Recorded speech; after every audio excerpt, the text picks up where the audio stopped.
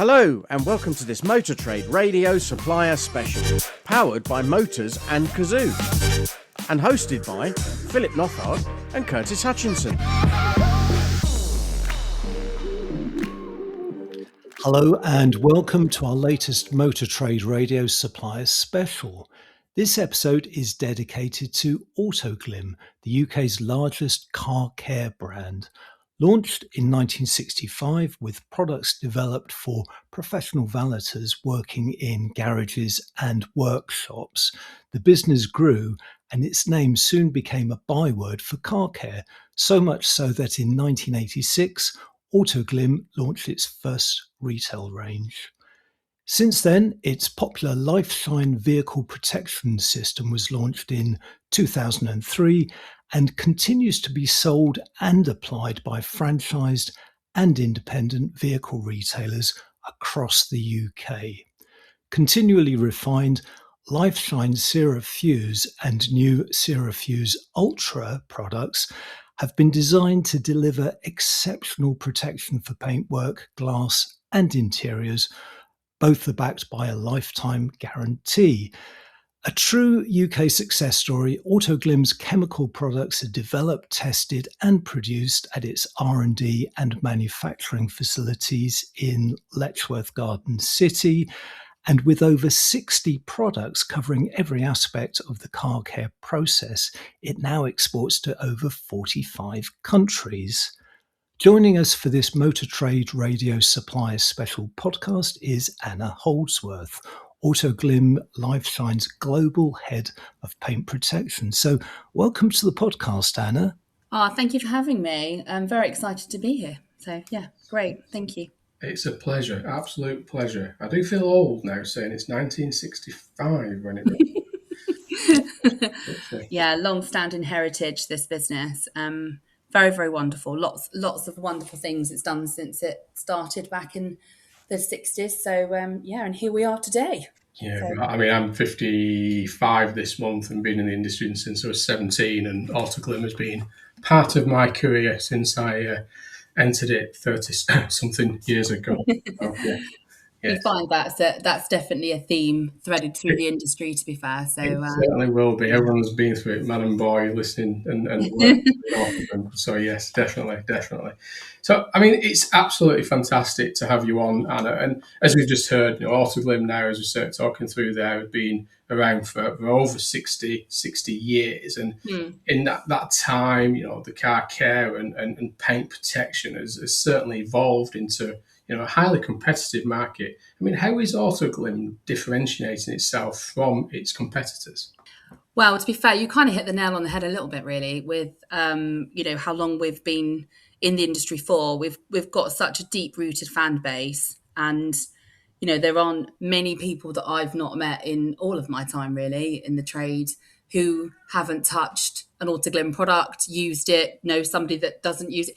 It's just literally, it's threaded through people's lives in some which way, shape or form, for sure. So the fan base and the brand confidence is something that just threads through constantly. So, and I mean, just adding to that before we get to a follow-up, is it's in that consumer space. Well, into consumers understand the Autoglym name and brand now because it's come through that marketplace.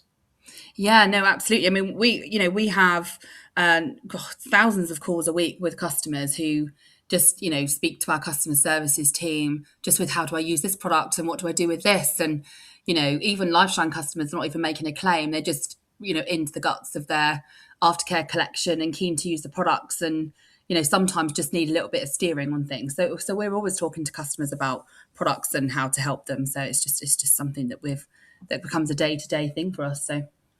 And in terms of, an indication of how many rooftops you're involved with both across, the franchise, independent and car supermarket sector? I think combined it's a couple of thousand.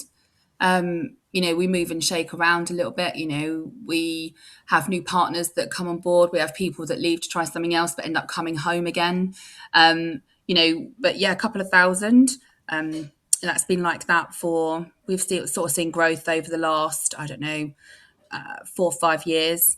So yeah, it's a real mix as well of people that we partner with, as you say, from those independent dealers all the way through to, you know, big vehicle manufacturers that we support, big car dealer groups, you know, significant number of sites. So that, you know, we literally support one man bands all the way through to the big boys. So And Anna, looking specifically at your LifeShine solution, yeah. which, as I said in the intro, was developed very much for car retailers, can you Mhm. provide more details about its USPs compared to other paint protection products on the market?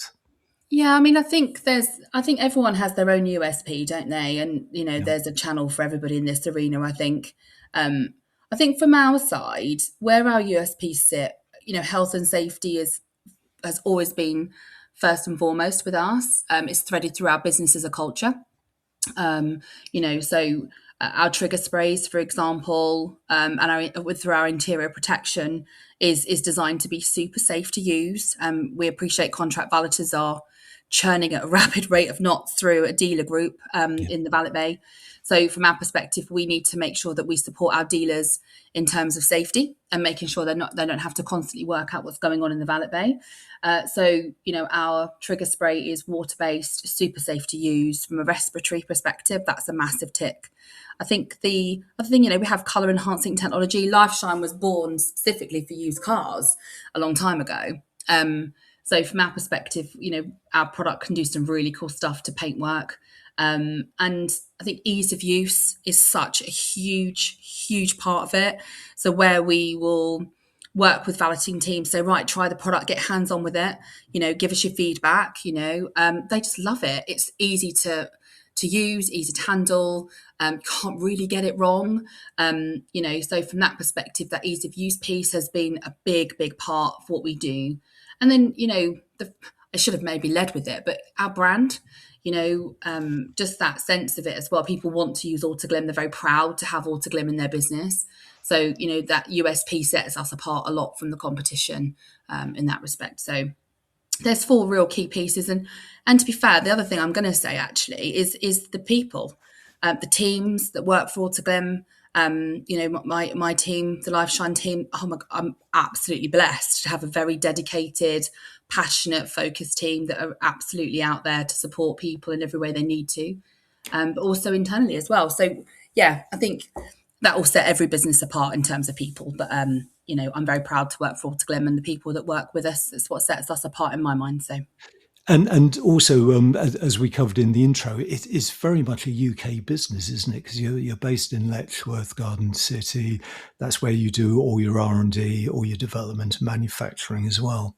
yeah, so the Letchworth head office is pretty incredible, to be honest. We're very lucky to have such a brilliant facility.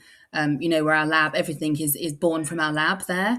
You know, and our innovation development team, everything is done from Letchworth. I think from our side, you know, we do have a very strong global presence. You know, so we are threaded through the globe, and also we do have you know our second part of our Autoglym family, which is our distributor D&G that we purchased, I think it's nearly 2 years ago now, from Australia, who are very much part of our business as well. So we are cast far and wide, so to speak, as well. So yeah.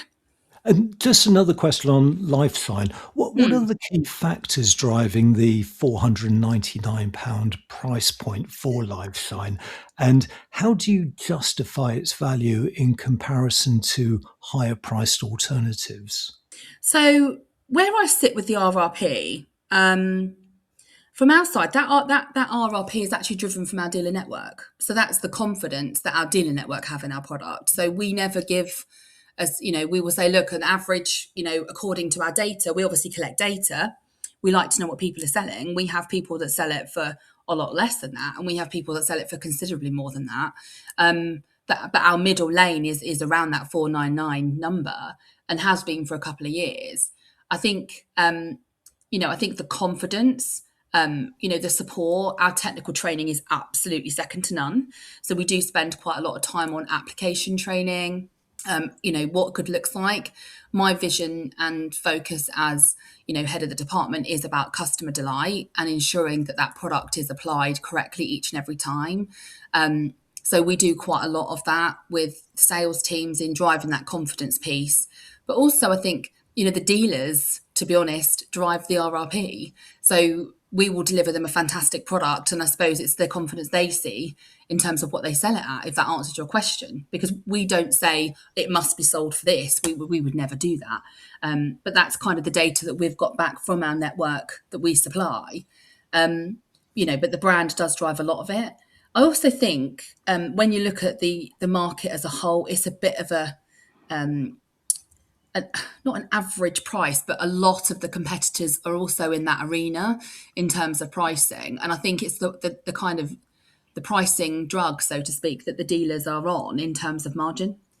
So there's a lot of that as well. That's kind of a bit of an honest answer for you, really. Yeah, no, totally. And as you say, it is a recommended retail price. So it is, yeah, it's recommended. Flexibility. Yeah. Yeah, I think it depends on the brand, the customer base, your AOI, also, your stock profile, all the things that kind of merge into what your business DNA is, really, and then how you then offer that to your customer. That will kind of determine, what that kind of pulls out through. You can have a Jaguar Land Rover business selling it at 799. You can have an Audi business selling it at 599, and you can have a Ford dealer selling it at, 399. The swing is vast. But it is dependent on the makeup of the business, I feel.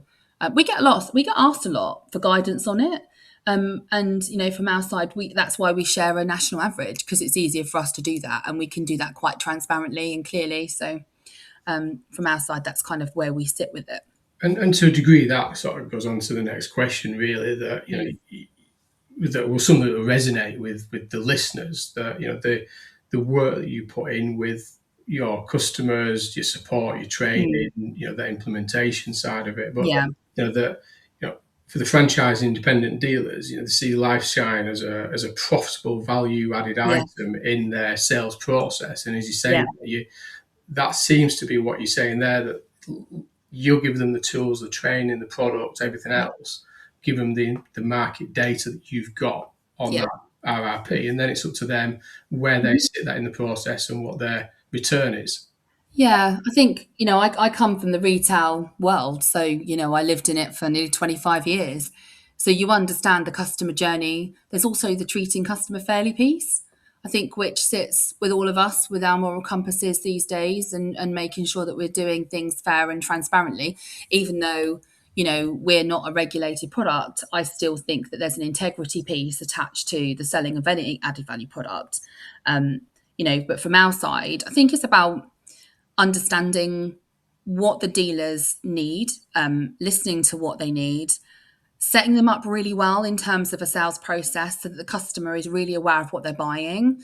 If a customer's going in and buying a £130,000 Range Rover, the expectation is that things are more expensive. That kind of is how it is. But then if you go into a used car site that's got an average invoice price of, £25,000, the swing is always going to be different. So we will always just advise and take them on that journey, and just give them the help and support they need, so that actually it's about the customer and how they can set themselves apart from the competition. And Autoglym will always do that in the terms of, customer confidence. So it's kind of how we come at it from that angle, if that makes sense. Yeah, and is that a key? Is that a strategy of Autoglym, that it builds trust with customers without directly focusing on that dealer profitability, that dealer margin? That it's about giving them the brand backup, the brand strength that you offer alongside it. To because as I said earlier, it's an increasingly competitive market, but you've got 65 years of knowledge and expertise and continually developing. Yeah, I think when I came into the business, I suppose when I've come from the retail background, it's always been about, customer centric, and how do we drive a great experience to the customer. It's all about that retention piece, etc. So from my perspective, how I've kind of, grown the strategy from LifeShine's and Autoglym's perspective over the last 4 years is sharing some of the pinch points that these dealers have to go through. The automotive industry is really challenging and constantly evolving. So for me, it's how you become a partner. So we've got an absolutely cracking product that's going to deliver in spades what you need to deliver. But the elevation attached to that comes to the partnership and the support that comes with being a LifeShine stockist, not just from, oh, I'm going to go and sell some paint. We have people that do that, but actually our true winners are the ones that literally want to sit in a boardroom and say, right, how do we really do this really well so that we drive an absolutely staggering customer experience. We drive out, we increase our CSI, and at the end of the day, they come back and do it all again and recommend their friends and family. And everybody needs that at the moment with such a fast moving market. So we do a lot of that. So it's more than just a paint protection, to be honest, for us. And I think you touched on it a bit there, that partner element and that repeat business. I was showing my age earlier on, but I speak to people that they will go in and ask for your product to be on their vehicle for their next vehicle because they had it on the last one. Yeah. I think I've sold a lot of paint protection products in my life, in the industry, for sure. I've probably sold 4 out of 5 from when I was in car sales and as a business manager and as a divisional business manager and as a head of business, So from that side, I've kind of seen it from all angles. I think where, we do differentiate ourselves is literally from that perspective. It's about making it easy. And it's about, making sure that customer, when a customer's had LifeShine, normally because of the way it's applied to the car, they end up loving it. And the support that they get from our customer care team is, honestly, I've never seen anything like it. The customer care team are so focused on making sure that customer's delighted, even if it's not even a problem that's been generated from our product, it's from the dealer or something else. We will support that customer for the lifetime they own that car. And we genuinely are stood firm on our guarantee and some. I think, the amount of above and beyond things that we've done, I think customers really appreciate that. And so when they're going to buy another paint protection product, they're a bit like, God, I don't really know what that looks and feels like when I'm used to this. And I think we have a lot of that retention attached because the product's so good. And also because the support behind it is absolutely exceptional. So yeah, I think they are buying into the brand, aren't they? They're buying into Autoglym and that LifeShine as a brand, as a consumer. It's not just an added value from the dealer. They actually begin to understand the value of the product on their vehicle. Well, we see it as they become part of the family, if I'm honest. We love talking to our customers. We learn so much from them as well. We get so many people that come up and ring and want to have a chat about a product to do with glass or something. And then we end up, talking to them about a whole plethora of things. And, we've had so many people that write and say, just thank you so much. And, oh, can you help me with something to do with my dad's car or something, whatever, or it's Father's Day. Can you help me with what he might enjoy? We have so many different random things. It's quite amazing. Really, I never really appreciated that level of depth that we go into with customers until I was here. So yeah, it's really quite amazing. Fantastic. But we'll be back with more from Anna and how Autoglym is working with dealers after this short break. You're listening to a Motor Trade Radio Supplier Special, powered by Motors and Kazoo. Welcome back to this Supplier Special with Autoglym. Anna, with the rise of electric vehicles, how do you see dealerships' customer touchpoints evolving? And what role can Autoglym play in maintaining those long-term customer loyalty beyond paint protection? Oh, wow, that's a really good question. I think the EV part is absolutely massive in the transition with automotive. I think how I see it for me is I'm not just about a sales department. I'm kind of where can we help elevate all parts of the business. I think service and parts departments are going to take an absolute battering, as we know, with the reduction of combustion engines. So from my side, it's how can we then elevate a customer experience in after sales? And there are many, many things we can do to help do that. I think there's just a lot of change that needs to happen in that arena, to be honest. I think there's a lot of traditional focus and channels that people get sort of sucked into. But there is a fear of how do we do things differently. I'm very much all on board of the change and transformation piece. I think there's lots of things we can do in terms of sales and inquiry management processes. I'm always open to having a really quirky conversation about how can we do things differently, because I think if we don't evolve, some people are going to get really stuck in the mud, because I've never seen this industry moving at the rapid rate of knots it is, I have to say. So from our side, it's a big one. So there are lots of different things we can do. We're set up for sales, after sales, Motability, fleet, leasing, online, offline channels, you name it. We can work with a dealer if they're looking to do something differently. And just with our partners as well that we work with to help elevate things. I've got dealers that come to me and say, I need an EV warranty. I don't really know what to do. This one doesn't cover this, this and this, but we're partnered with Warranty Solutions Group, who are a warranty solutions-based provider, and they're used to working out, what needs to be put together for somebody to help them create a really, packed warranty that's going to support their business. There's so many different things we can do as a business. I think it's just about looking at where that barrier is really affecting that business. And if EV and hybrid, sales are causing that big problem, I think, there are lots of things we can do. And I think one of the other things that I'm probably not really homing in on deeply enough is the sustainability piece. I think there's a massive change in consumer mindsets in terms of sustainability. And, we made a significant change in our aftercare collection. And the reason I should have probably picked up on it is the feedback we've had on our transition. We used to have a bag. So when I first joined with the business, we had a bag.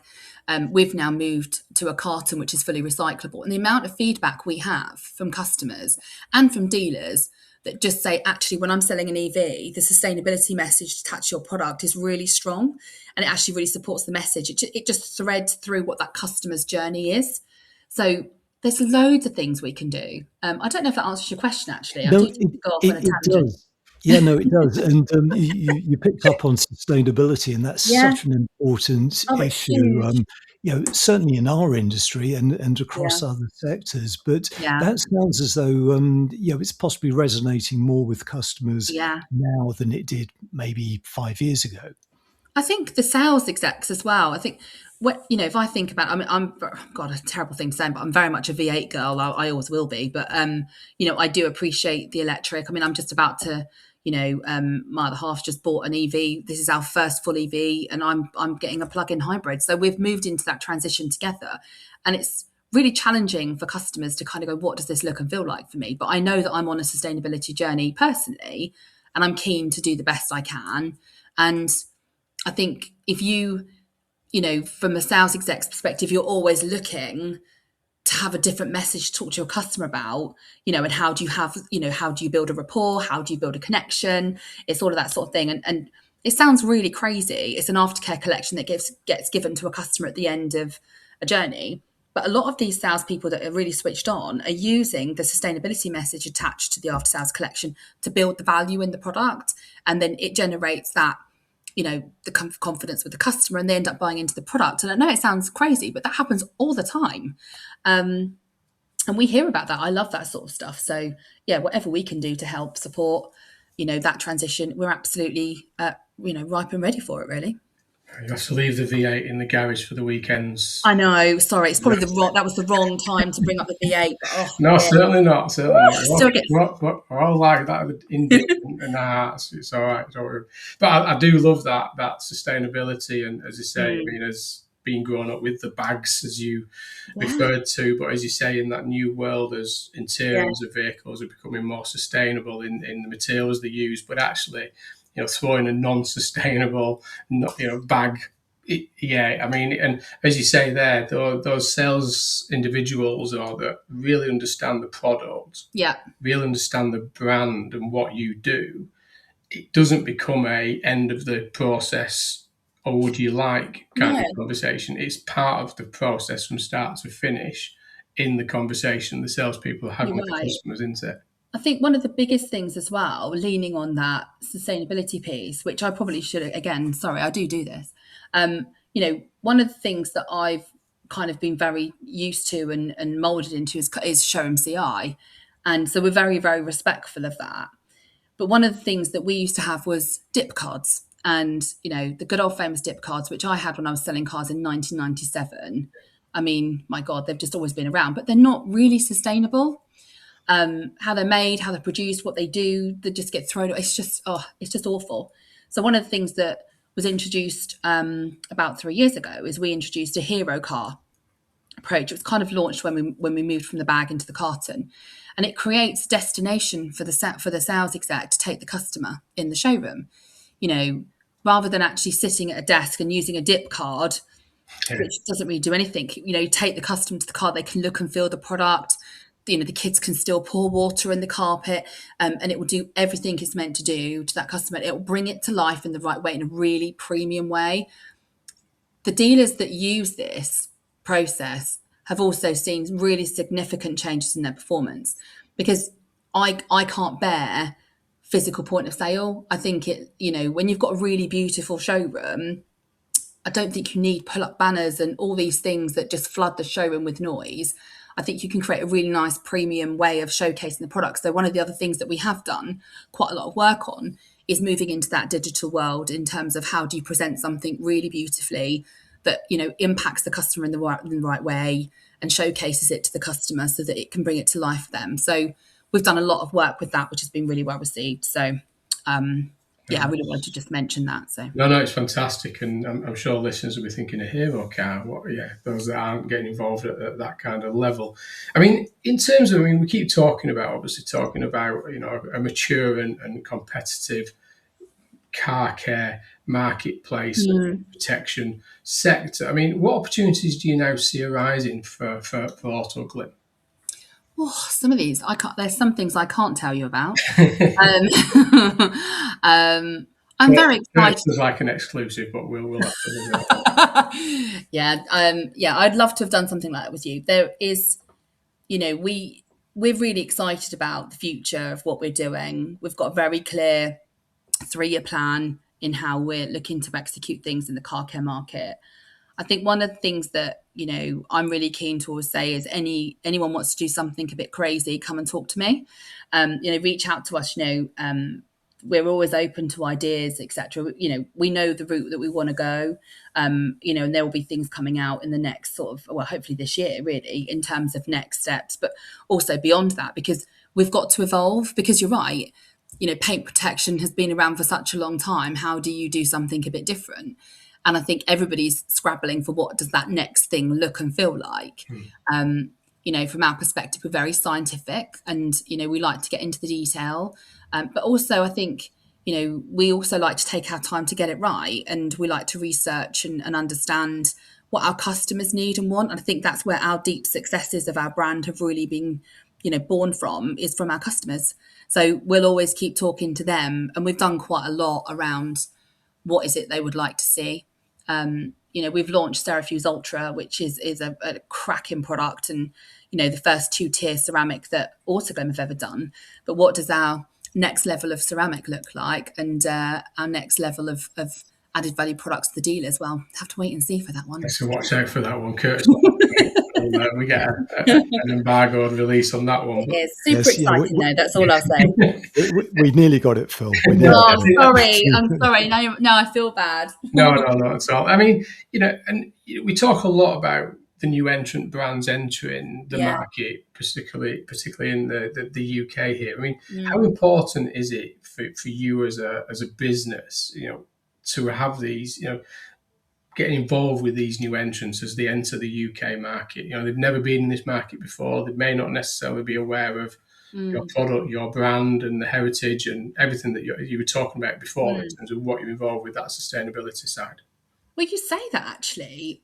We've been approached by so many of these. I think the thing for me, it's quite common knowledge. We've recently become BYD's preferred partner. Huge entrant into the market in terms of vehicles, and just the amount of registrations that brand is pulling out is absolutely staggering. But I think from our side, I think a lot of them are coming to us and asking for standards around what can you do to help us in terms of paint?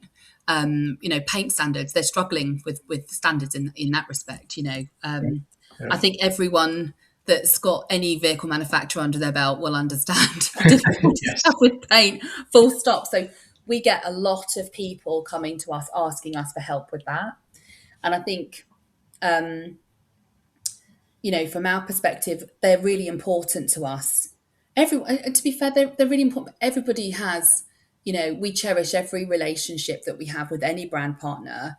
And everyone's going through a challenge, whether, it's a new entrant into the market. That in itself is a huge challenge, and it's about representation and reputation and getting it right. That's massive. Or whether you've got a well-established, vehicle manufacturer in the business, the network, and you think, how the hell do I navigate this with these pricing and payments and rates and support? Because everybody's in a very different place. It's, so we welcome any partnership. I think for us, it gives us knowledge, and it gives us the chance to do things a bit differently, which we love to do. And it gives us a challenge. And, from us, that's what keeps me going, I have to say. So, yes, everyone's very different. Let's put it that way. I mean, well, yes. I mean, you brushed it slightly there in terms of that partnership with BYD, and I would say that's sort of. So let's go back to that, because you have just announced. I mean, it's as you mentioned, it's a big deal. It's a big volume operation area. Just here in the UK, put aside what they're doing in Europe and South America. But I mean, can you tell us a little bit more about that? Because they've swiftly entered the UK market, taking market share alongside other new entrants, I must say. But that they've picked you as their partner, and you're working with them, and what you've just been touching on there. Can you tell us a little bit more about that? Yeah, certainly. Happy to. So, the conversations we had with BYD were very focused on preparation of the vehicle. They talked quite a lot about paint standards. I think their contact that I work with directly comes from the trade, and I think he's so aware of, he wanted something really different, and he wanted a proper program that was built on customer authenticity, around how do we work together as a team, how do we drive a really excellent experience, and how do we sort out some of the paint problems that we have on these cars, and how do we get the valeters to do it right. So the program we've written for BYD is completely different. It's called the Vault, and it's available to all the BYD dealers in the network, and it comes with various channels of support. So you obviously have your sales channel, which is, a completely different pricing structure to what we've ever done. It's a really nice customer pricing and package. But then second to that, it's been very, very underpinned by preparation standards, working with the valeting bay, delivering the customer an exceptional looking car that's going to keep looking like that for the lifetime of their ownership. That was such a key message. And then there's all the lovely bits. They loved the digitalization. They wanted bespoke,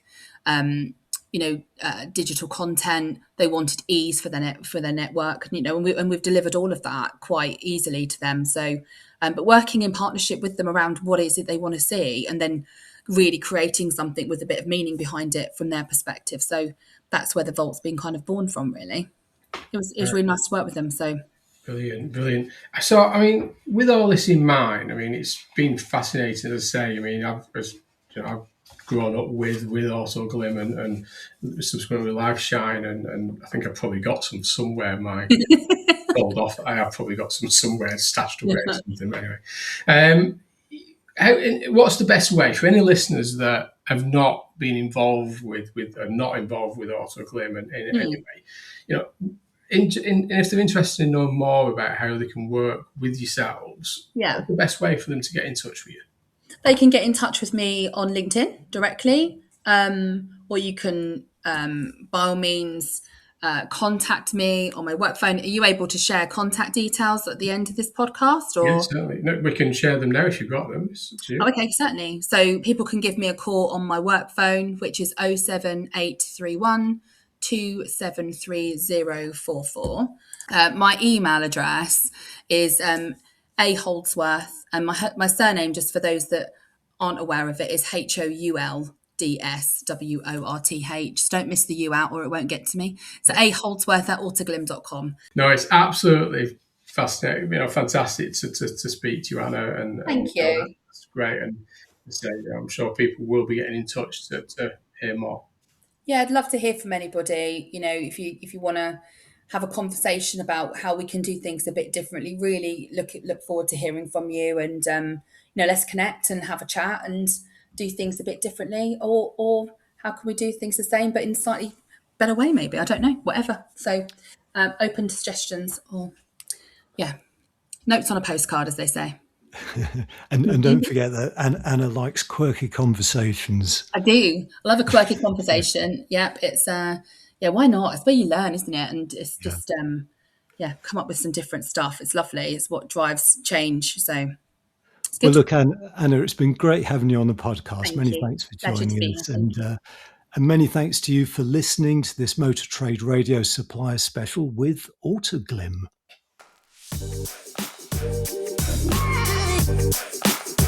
Thank you for listening to this Motor Trade Radio Supplier Special, powered by Motors and Kazoo.